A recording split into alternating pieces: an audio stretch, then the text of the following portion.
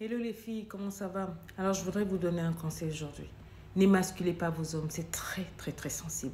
Vous savez, les hommes aiment être respectés, et ils aiment être considérés, ils aiment qu'on les voit comme des modèles, qu'on les shower avec des compliments, vraiment qu'on les apprécie, etc. Ça, c'est l'un des plus grands besoins qu'un homme éprouve.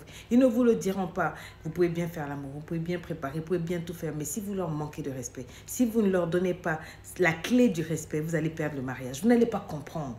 Je vais vous donner une illustration. Il y a une dame que j'aime beaucoup. Elle est américaine, une grande coach, une des plus grandes que je suis depuis près de 15 ans. Une femme extraordinaire quand il s'agit des relations, quand il s'agit des relations de vie, etc. Elle est très connue. Elle a perdu son mariage qui datait de près de 27 ans. On n'a pas compris comment. Et moi, ça m'avait choqué. Je me disais, mais cette dame, cette grande dame qui nous a coachés, qui, etc., etc. Et elle a expliqué qu'un jour, elle était sur un plateau. Et je me suis souvenu de cette émission-là. Elle était en train de coacher toute une foule. Et puis, il y a une femme qui lui disait, mais pourquoi toi, tu es resté avec ton mari depuis 27 ans, etc.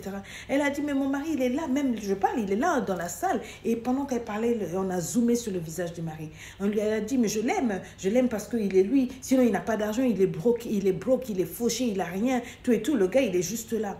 Elle ne s'est pas rendue compte quand elle parlait qu'elle venait de casser le mari. Mais on a bien senti, quand la caméra a zoomé le visage du mari, ça s'est décomposé petit à petit. Il a serré les mâchoires. On a senti qu'il a pris un coup dans sa masculinité. Des années après, ils ont divorcé. Elle n'a jamais compris pourquoi. Elle a tourné, elle a fait des problèmes, elle a fait des dépressions, elle a fait des oppressions, elle les a persécutés et tout et tout. Et un beau jour, ils ont perdu leur fille, donc leur aînée, qui souffrait d'un cancer. Et c'est lors de ces funérailles-là qu'elle s'est rapprochée de l'homme. Elle a dit, mais finalement, tu m'apprends, j'étais très jeune, on a fait toute notre vie ensemble. Qu'est-ce qui s'est passé pour que tu me divorces? Il lui dit, tu te rappelles ce jour de cette émission-là?